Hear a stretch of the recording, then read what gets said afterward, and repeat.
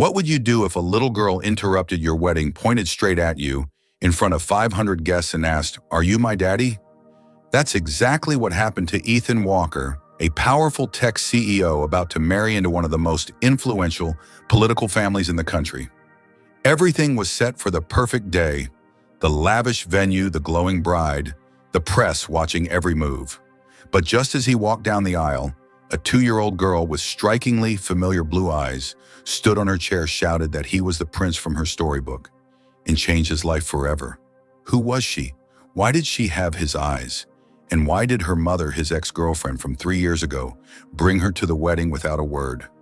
What followed wasn't just a scandal. It was a journey filled with secrets, broken trust, redemption, and a second chance at the kind of love Ethan never knew he needed. Stay with us, because the truth behind that little girl's question will shake everything you thought you knew and lead to a heartwarming ending that no one saw coming. Ethan Walker sat behind his sleek glass desk in his Austin office, tapping away on his laptop as if his entire life weren't about to be turned upside down. His assistant stood quietly nearby, scanning the final guest list one last time. "Are you absolutely sure you want this name on the list?" she asked, hesitating on one name. "Yes," Ethan said without looking up. "Send it." Her eyes widened. "But you told me never to mention her again." "I said send it." The assistant nodded and left, confused but compliant. Alone, Ethan stood and stared out the floor-to-ceiling window overlooking the city.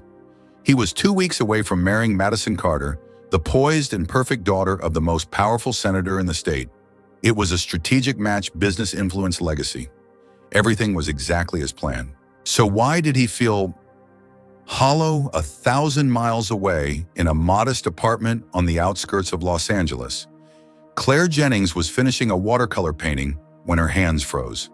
A white envelope lay on the floor, slipped through the mail slot, her name written in elegant gold script. Her fingers, still smudged with blue paint, trembled as she opened it. "Mommy, what is it?" asked a small voice. Claire turned to see her 2-year-old daughter Lily playing with her crayons on the floor. "It's nothing important, sweetheart," Claire whispered, but her heart knew otherwise. She read the invitation again and again. Ethan Walker was getting married. The name Madison Carter stabbed into her chest like a cold needle. She had seen the headlines before in checkout lines: tech mogul to marry senator's daughter in lavish ceremony. But reading the invite with her name on it was different. It was personal, deliberate. Her phone buzzed. Rachel Miller, her best friend, was already calling. "You got it, didn't you?" Rachel said without preamble. "Are you okay?" "I don't know," Claire murmured. "Claire, it's been 3 years. You have to let go." Claire looked at Lily, who was now sketching 2 stick figures holding hands. One was tall in a suit, the other small with curls. "Who are they?" Claire asked gently. "It's the prince from the bedtime story. The one who looks like the man in your picture," Lily said innocently. Claire's breath caught in her throat. In the drawer beside her bed was an old photo of Ethan, smiling, proud arms around her pregnant belly. She had forgotten Lily ever saw it. That night, Claire sat alone in the living room, staring at the invitation. The anger came in waves. When she found out she was pregnant, she had called. She had emailed. She had even shown up at his office. No answer.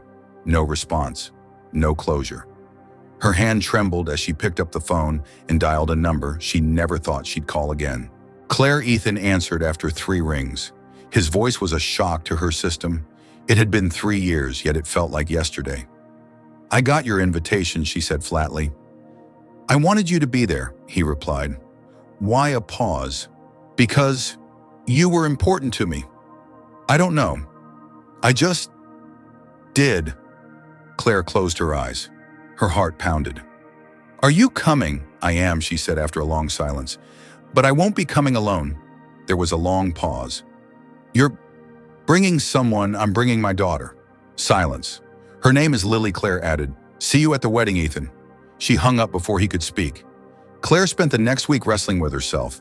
But once she bought the soft blue dress for herself and a pink one for Lily, she knew there was no turning back.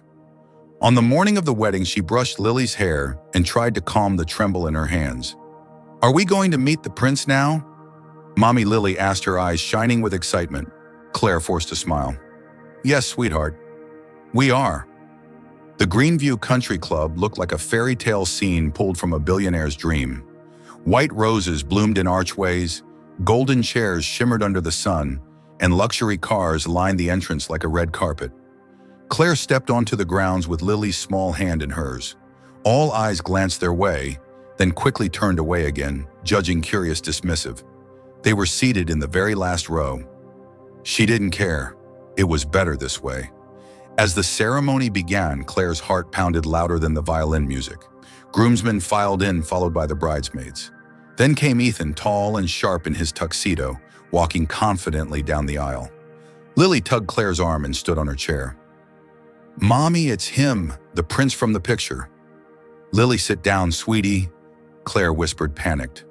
But it was too late. Guests turned toward them. "He has my eyes, Mommy," Lily blurted, pointing straight at Ethan. Claire's face burned. Ethan turned instinctively toward the sound. His eyes locked on Claire, then drifted to Lily, and froze. He didn't blink. He didn't move. The color drained from his face. Madison appeared at the entrance, radiant in white, smiling for the cameras. But Ethan wasn't looking at her. He was still staring at Lily. As the music swelled, Lily slipped from Claire's grip and walked straight down the aisle. "Lily, no," Claire hissed, starting after her, but it was too late. The little girl stopped in front of Ethan and looked up. "Are you the prince Mommy says you're the daddy in heaven? But you're not in heaven. You're right here." Gasps rippled across the crowd. The photographers stopped, snapping. Even the priest was silent. Ethan dropped to one knee, hands shaking. "What's your name?" he asked, barely breathing. "Lily," he swallowed. "I'm Ethan. Are you my daddy?" Madison let out a quiet, strangled sound. Claire rushed forward and scooped up Lily. "We need to talk," Ethan said, eyes still locked on his daughter. "Not here," Claire said firmly, her voice tight. Madison approached and hissed something in Ethan's ear. He didn't respond. He didn't even hear her. Claire looked at Ethan one last time. "You made your choice," she said. "Now let me live mine." She turned, holding Lily close, and walked away, as 500 guests stared in stunned silence. Just as she reached the gates, Lily turned around and called out cheerfully, "Bye, Prince Ethan. I hope I see you again." Ethan didn't move. He just stood there frozen at the altar, watching everything he thought he knew fall apart. And he still didn't know the half of it. We're so sorry to pause the story here, but things are only going to get more intense from this point on. Would you have gone to the wedding if you were Claire? Do you think Ethan deserves a second chance, or is it already too late? If this part moved you, please like and share the story. Your support helps us keep telling powerful stories like this one. The moment Claire and Lily disappeared from the wedding aisle, the world around Ethan Walker began to spin out of control. The music faded. The whispers became a roar. Madison Carter stood frozen beside him, gripping his arm so hard he could barely feel his fingers.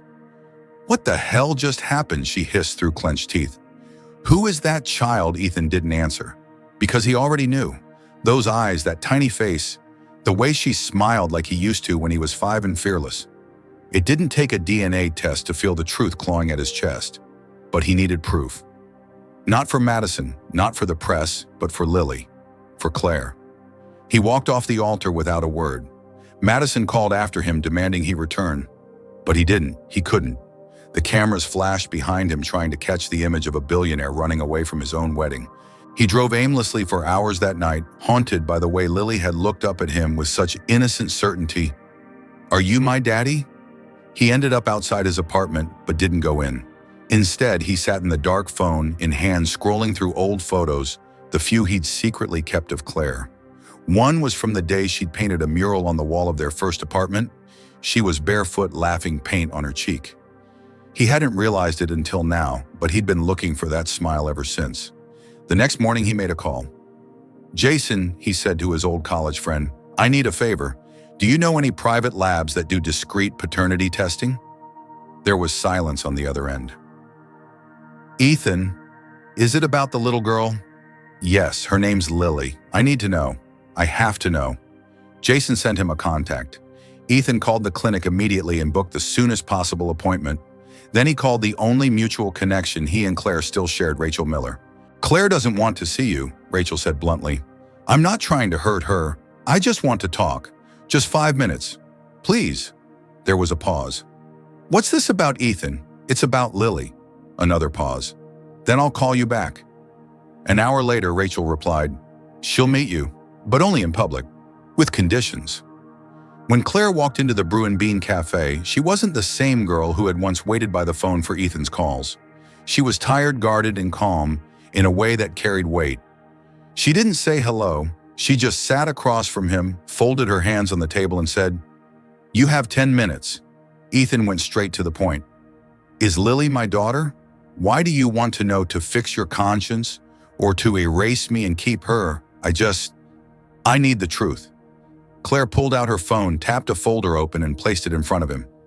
42 emails, she said. 42 times I tried to reach you. He scrolled through the dates, all from 3 years ago. His throat tightened. "I never saw these." "Someone did," she said coldly. "Your assistant, Madison. I even showed up at your office. You weren't there, but she was." Ethan froze. What did she say? That you knew everything? That you didn't want anything to do with me or the baby? That if I kept showing up, she'd file a restraining order? Ethan felt like the air had been knocked out of him.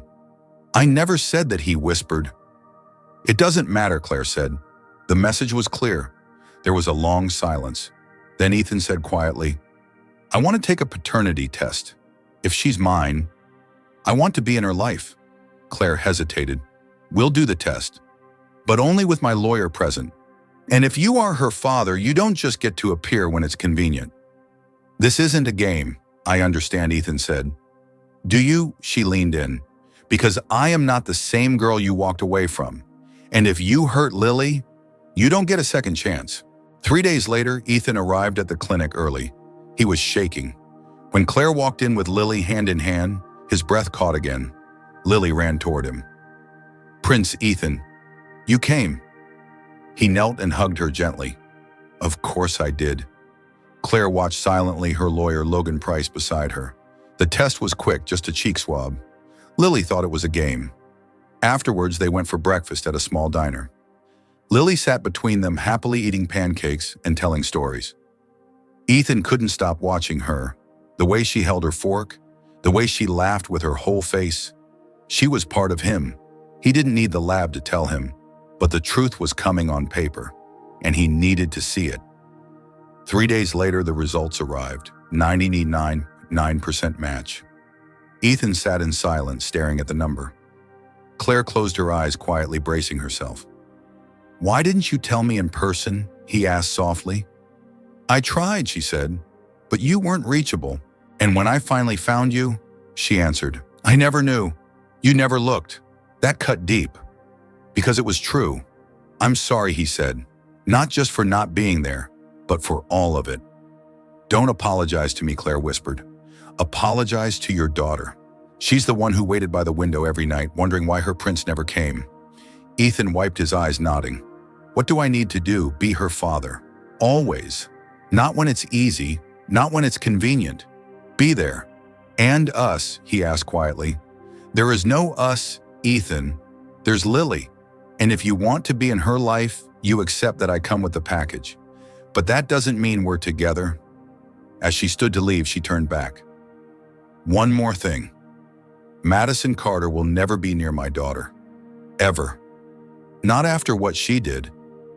Ethan nodded. "You have my word." That night, Ethan returned home and opened his laptop. Instead of replying to work emails or checking stock trends, he opened a blank document. Then with a steady hand, he began typing "letter of withdrawal from the Carter Foundation and all related engagements." He was done with that world, but the real battle had only just begun. We're sorry to pause here, but the most powerful moment of this story is coming next. Would you forgive someone who left you in your most vulnerable moment? Should Ethan fight to rebuild trust or let Claire go forever? If this chapter touched your heart, please give it a like and share it. Your support helps us continue telling stories that matter. After the truth came out, Ethan's world didn't collapse the way he thought it might. It didn't explode. It slowly unraveled. And as the threads of his old life came undone, something unexpected happened. He began to feel free.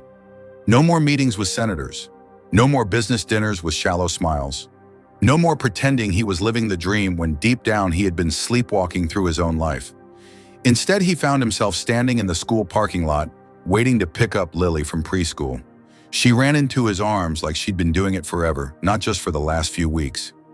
"Daddy, guess what? I was the helper today." He listened. He laughed. He took her for ice cream. And when she spilled chocolate all over his white shirt, he didn't care.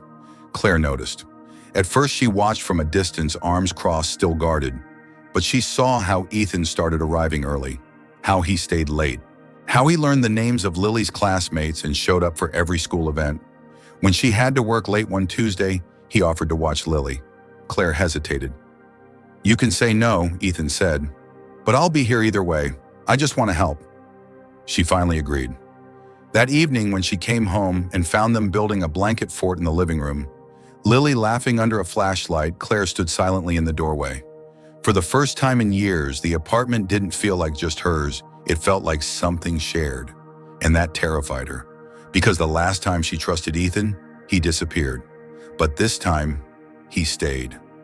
Week after week, they slowly rebuilt something. Not a romance, at least not yet, but a rhythm.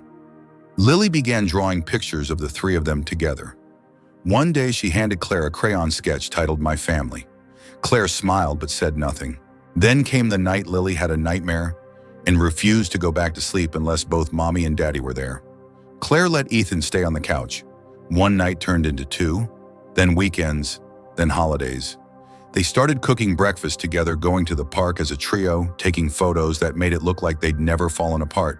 But they had, and that history still lived in Claire's heart. So when Ethan finally asked, "Do you think we'll ever be more than this?" Claire didn't answer immediately. "I think," she said, choosing her words carefully, "that we're already more than we ever were before." He smiled. That was enough. Still, one evening, Lily walked into the kitchen, cradling her stuffed bunny, and said, "Mommy, why doesn't Daddy live here if we love each other?" Claire froze. "I mean," Lily added quickly, "we eat pancakes together. We go to the zoo. You smile more when Daddy's here." Ethan waited quietly, unsure if he should speak. Claire knelt beside her daughter. "Sometimes grown-ups need to be really sure before they make big decisions. But I'm already sure," Lily said softly. "I want us to be together. Every day." That night after Lily fell asleep, Claire looked at Ethan. "I don't want to raise her on wishes," she said. "If we do this, we do it right. No disappearing, no backup plans." "You have my word," he replied. A month later, they moved into a small house just outside the city. Nothing fancy, but it had a backyard and a lemon tree. Ethan still had his company, but he worked part-time. Claire reopened her art studio and started painting again. Real painting, not just commissions for rent. And Lily, she blossomed. She danced in the kitchen every morning, helped plant flowers in the garden, and learned to ride her bike with Ethan running beside her shouting, "You've got it, Lily, don't stop." They weren't a perfect family. They had disagreements about discipline, routines, and bedtime. But there was love. Real, grounded stay when it's hard love. One morning, Ethan surprised them with a golden retriever puppy. "We're not getting a dog," Claire had warned weeks before. But Lily had begged, and now she squealed in delight. "His name's Star," she shouted. "Because he's golden and shines like the pancakes Daddy tries to make but always messes up." Claire groaned but couldn't stop smiling. That night with Star curled up on Lily's bed, Ethan and Claire stood in the hallway. "Do you regret it?" Claire asked. Ethan looked at her. "Only that I didn't fight for this sooner." She nodded, eyes shining. He reached out and she didn't pull away. In the stillness of that evening, in a house filled with quiet laughter and soft puppy snores, something unspoken settled between them. It wasn't a fairy tale ending. It was better. It was real. And sometimes real is all we need. Before we reveal what happens 1 year later, we have to stop here for now. Would you give someone another chance if they truly change for the better? Do you think Claire made the right decision by trusting Ethan again? What do you think of this story? If you loved it, comment number 3 below.